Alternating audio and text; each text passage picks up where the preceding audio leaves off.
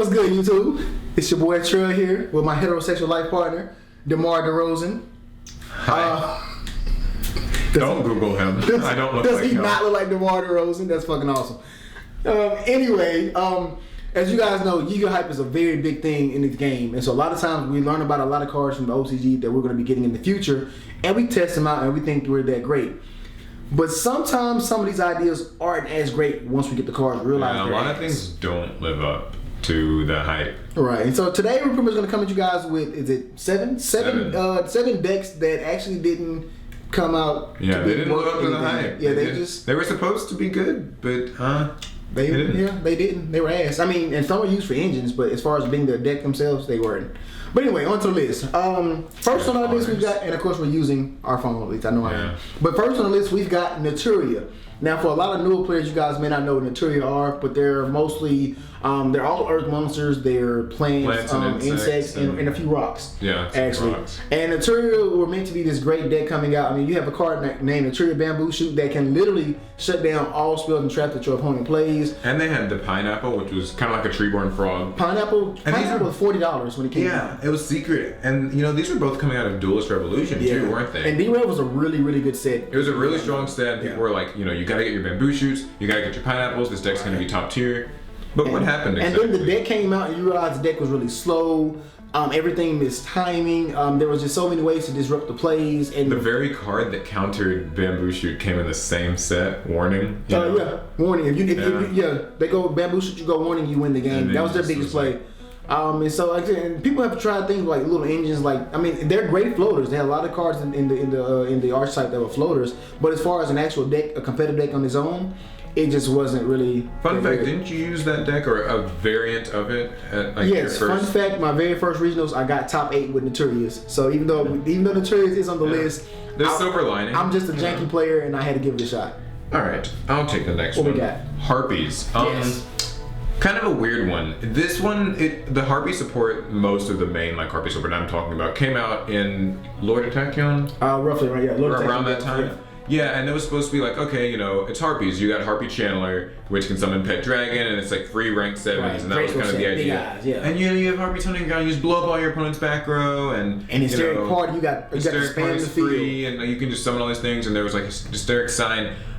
But somehow or another, it just kind of flopped. It didn't pan out. You just sort of ended up realizing that when they Veiler Channeler, or Max Z on Channeler, you lose. Or just negate Channeler in any way. You had to have a follow-up play, and you had to have a field spell to even continue a follow-up play. So there wasn't much you can do. The monsters themselves were not. Now they could get big, but by themselves they weren't that big. So just a well-placed like good floodgate or like I said a hand trap, and the deck just crashed. And everything was like reliant on each other. So like Elegant Egotist was kind of more of a combo piece, not its own card. And like all the Harpies individually were kind of just like Chandler had to have something to discard with. If you ran Pet Dragon and you drew it, didn't want to see it, it was bad. Yeah, a lot of bricky hands. Yeah, there was just too many factors that you just could not trust with that. And not to mention it, and to even top it all off, when the deck came out and tried to be competitive, it was overshadowed by other decks that came out at the same time. There were spell books and E-Dragons. Which is funny enough, the same story as the next one on this list. You got the next one on this list. Oh yeah. Same set. Same set. The next archetype we're going to talk about that just didn't pan out, but everybody thought it would.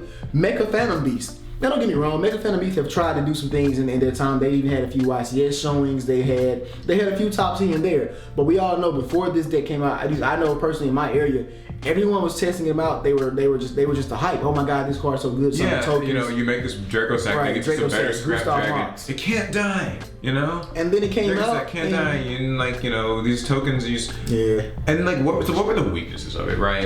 It was completely reliant. It was completely reliant upon tokens. There was also the fact that the same instance where the fact that the level the level manipulation worked for you, it also hurt you as well because it was a mandatory thing. It wasn't optional. So there were times when you didn't want your monster to be level 7, but now it's level 7. And the tokens weren't like really self-refilling. Like they were not. You had to have a way to get them out there, and like you were running stuff like scapegoats or some other and they had their own archetype specific cards that gave you tokens and stuff. But those cards were mediocre too. They were mediocre. They were slow, and the format just was pushing. It just pushed them out. Now if they actually got going, they were good, but they just could not stand up to the meta for that type of thing.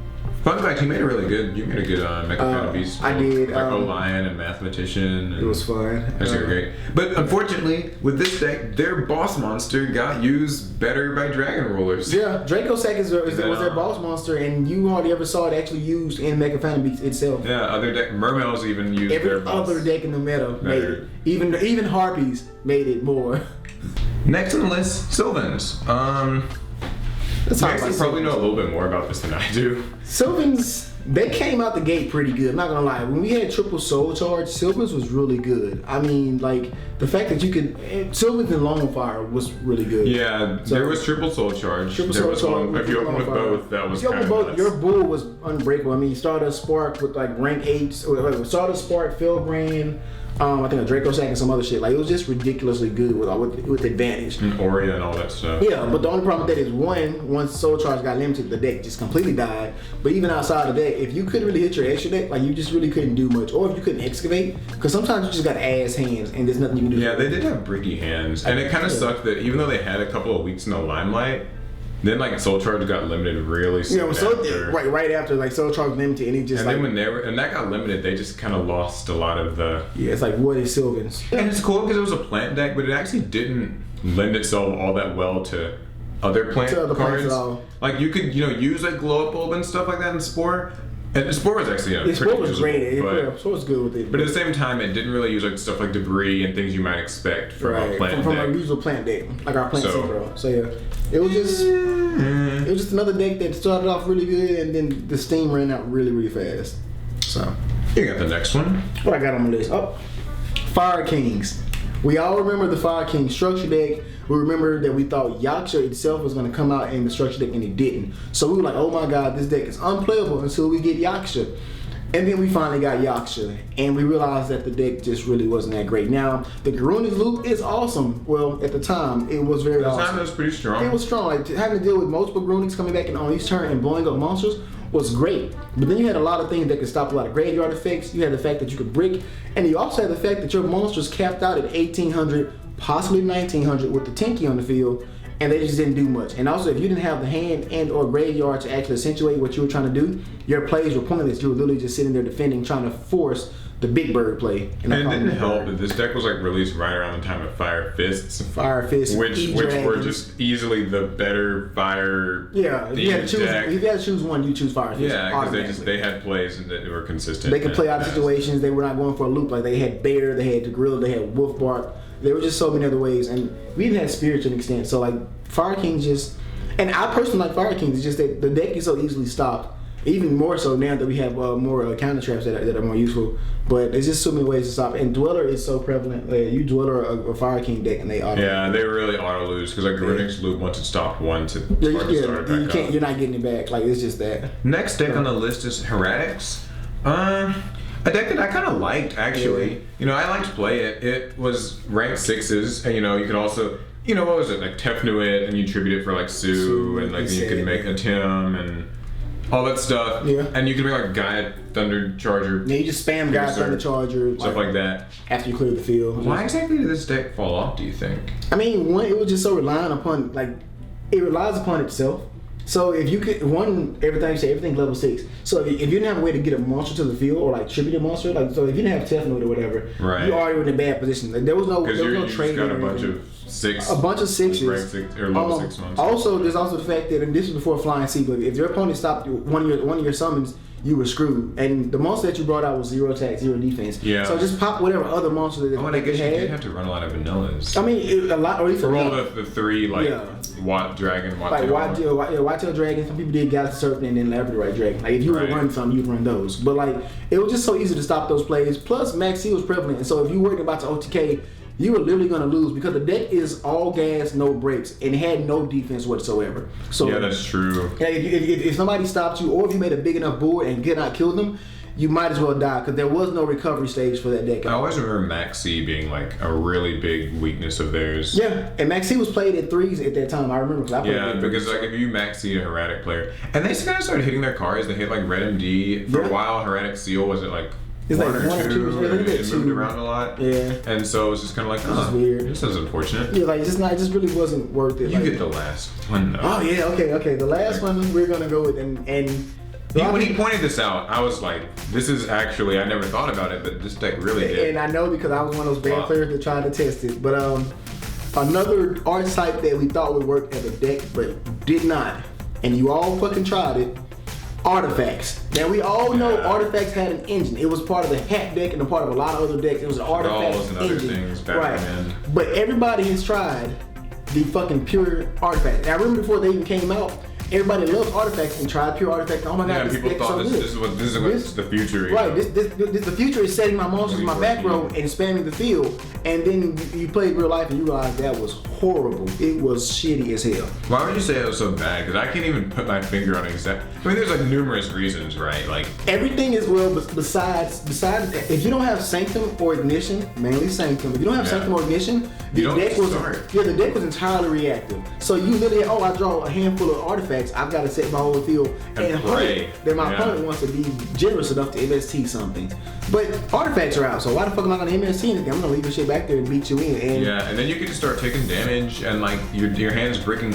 Yeah. Even their what was it, Durandal? Yeah, Durandal. Yeah.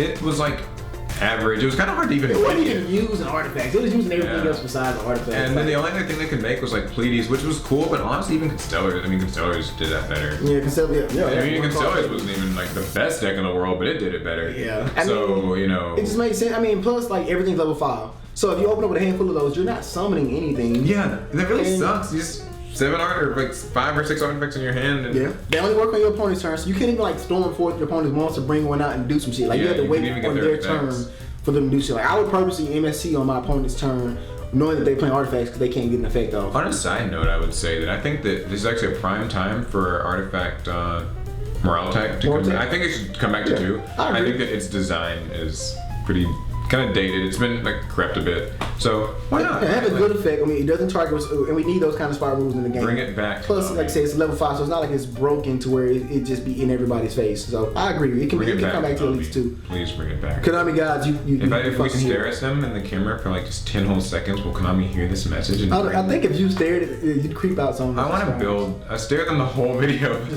That's all I do.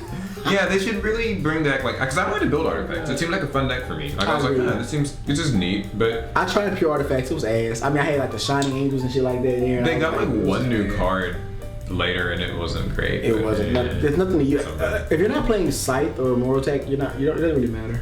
Yeah, it doesn't. It doesn't. I mean, Lancia was okay, but it was like side deck material and very specific. But if you're not playing one of those, so guys, what do you think are other examples of decks that we might have forgotten on this list that were meant to be, they were supposed to be good, right? They were the prophetic top tier thing or the new thing, and they just didn't cut it. Yeah. I'm sure there's stuff we forgot on this list.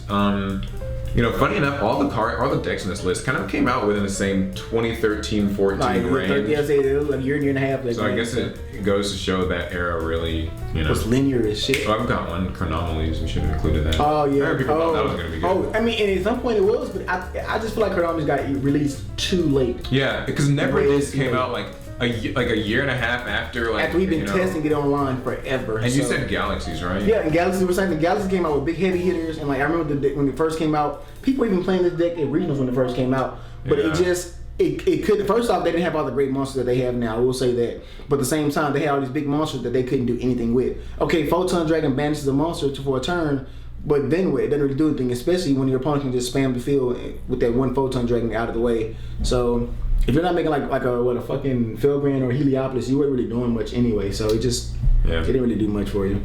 So those are the 7 decks. I mean, I guess with honorable mentions. Yeah, honorable mentions. Leave yours in the comments. Let us know what you think. If you like the video, give it a thumbs up. Subscribe because we make new Yu-Gi-Oh content on Mondays, Wednesdays, Fridays. Check out these people, TCGplayer.